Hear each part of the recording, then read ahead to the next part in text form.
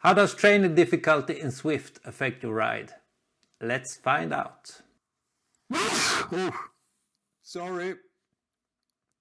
Hello guys and welcome back. My name is Matthias and I'm an avid cyclist from Sweden, and this channel is all about cycling. One of the most talked about settings in Zwift must be trainer difficulty, and also one of the most misunderstood. And some people means it is cheating to not have the trainer difficulty on 100%, and I understand where they're coming from because I thought so myself before. If you had the trainer difficulty on 50%, you just have to output half the wattage to go the same speed as someone on the trainer difficulty on 100%. But that's not the case. What you do with trainer difficulty is affecting the feel of the gradient on a hill. So a hill that is 10% on 100% trainer difficulty means the feel is only 5% on 50% difficulty. But you still have to output the same wattage no matter what. So 200 watts will always be 200 watts. So in this video I will ride the Volcano twice. First on 100% trainer difficulty setting and then on 50%. And to be a bit scientific about it, I will put the trainer on erg mode and have it on 200 watts.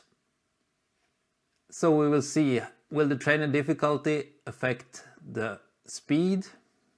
What gears will I need to use? And maybe we can get some other information out of this test. Let's jump on the bike and get going.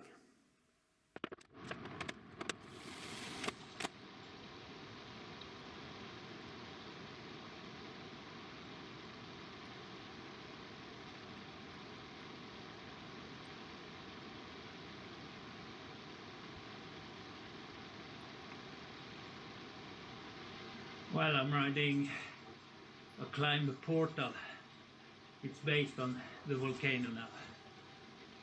But yeah, some shifting gradients, feels okay.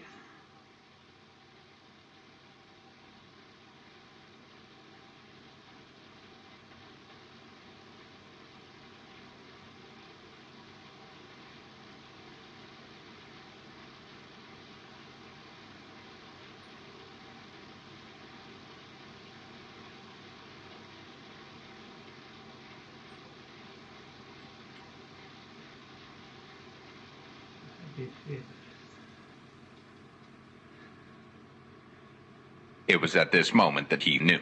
He fucked up.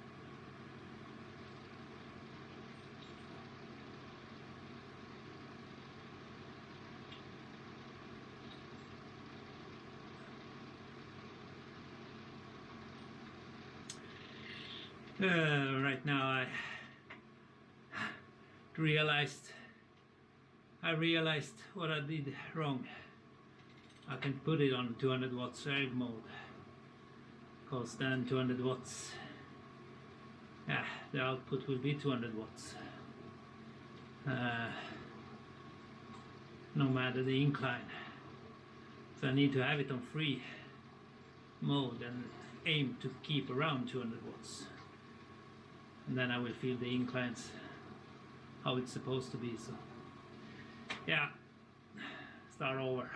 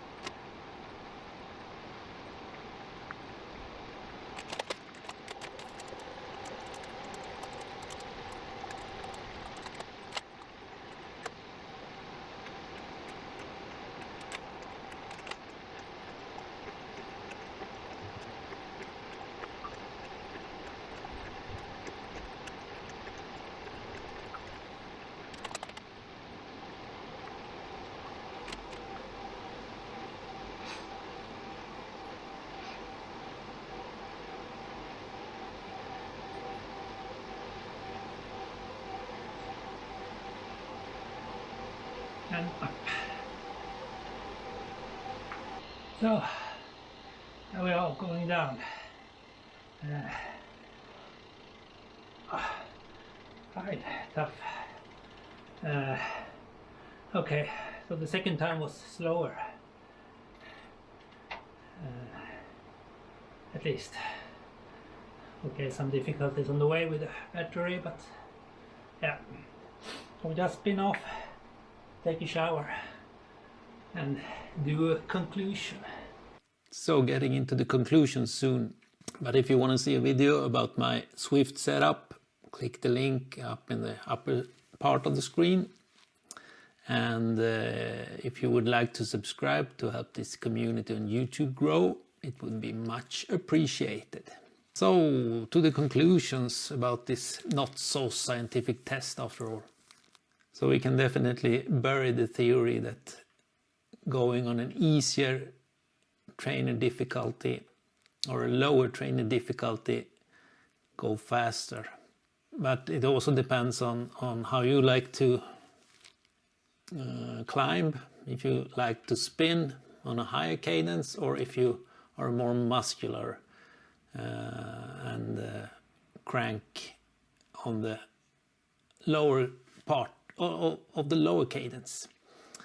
I'm more of a lower cadence guy, but the biggest difference was the cadence going uphill, because on the steeper part of the climb on between 15 and 20% I was below 40 RPMs.